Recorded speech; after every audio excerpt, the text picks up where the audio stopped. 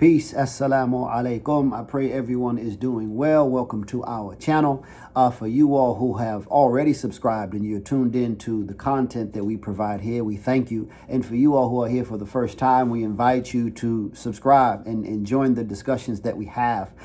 Today, I really would like to initiate a discussion. It's February 1st. And here in the United States of America, it's the beginning of what we call Black History Month or African American History Month.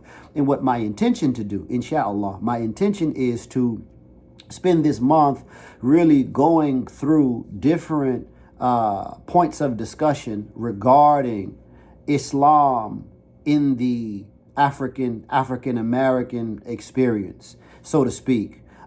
This month obviously is a month where the history of African American people is recounted, the great achievements, the great leaders, so on and so forth. That history is laid out, talked about, etc.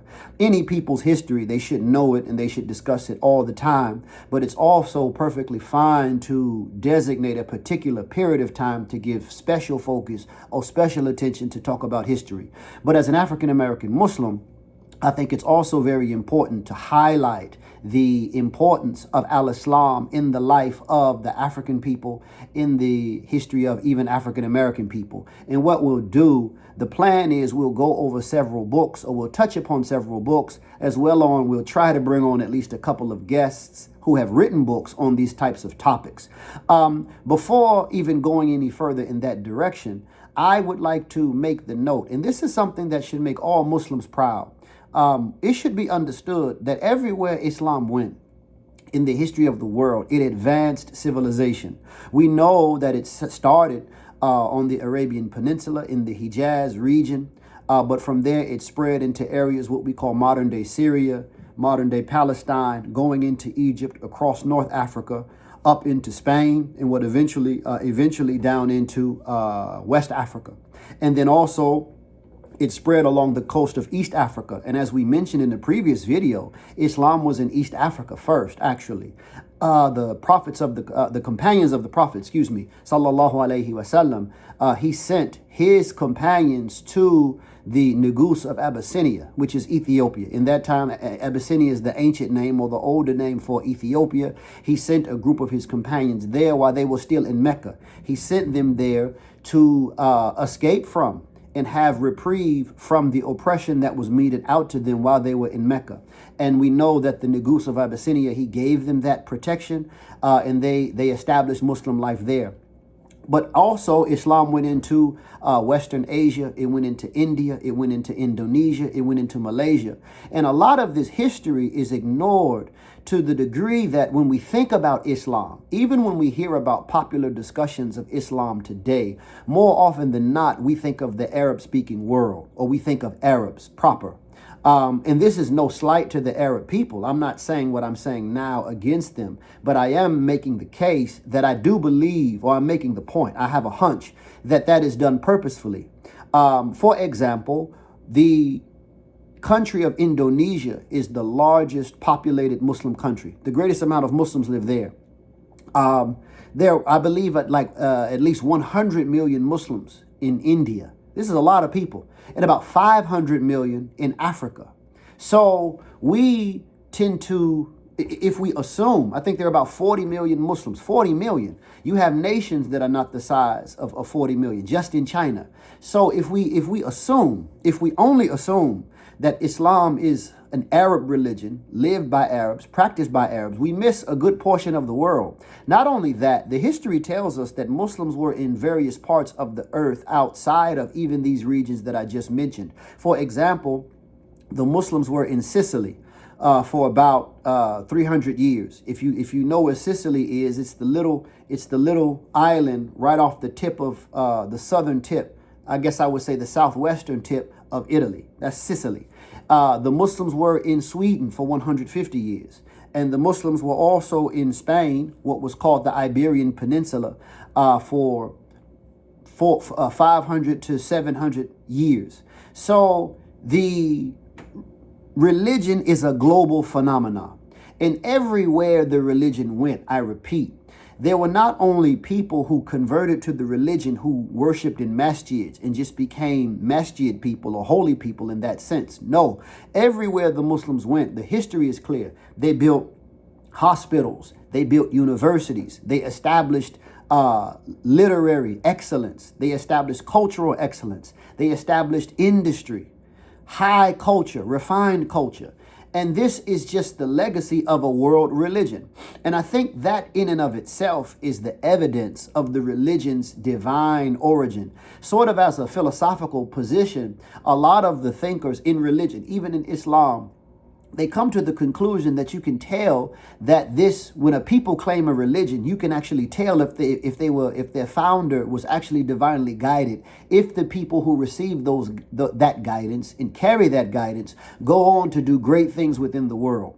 For believers in God, it's impossible for the wicked and the corrupt and the sinful and the ignorant to progress the world in a beautiful way. And we know historically that it was really the Muslim world for almost 1,000 years or 1,000 years or more that served as the link between the ancient or the old world and the modern world. So much so that the Western historians have concluded, and rightfully so, the evidence is right there, that the Renaissance, the Reformation, even the Enlightenment and scientific revolution, there's documented evidence that shows that the intellectual contributions, primarily intellectual, and when I say intellectual, I'm talking about medicine, I'm talking about mathematics, astronomy, etc., even navigating the waters. The contributions of the Muslims, the intellectual output of the Muslims formed the basis of what was used. And it really gave a lot of framework for what the Europeans came to use, and they formed their modern society as they have it. And one indication of this is the presence of Arabic language in so many things in the English language. If you would just Google Arabic words in English or Arabic words in Spanish, a relative of mine had a friend who actually taught a course on the presence of Arabic words in Spanish. And the presence of those words in the language is just indicative of the degree to which Al-Islam, was influential in the life of those people or in the life of the history of the world. Having said that, let me circle back around to African American history.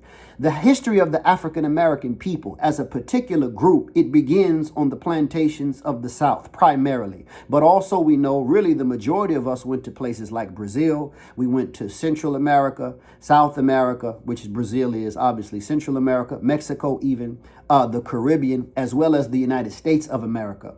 But what is often missed, and there's a beautiful book, Servants of Allah by Sylviane Diouf. I think I'm pronouncing her name correctly. I read it years ago. She wrote a book, Servants of Allah, and she highlights the documented evidence up until that point. This book was written maybe a decade or more ago. I'm thinking almost 2 decades ago.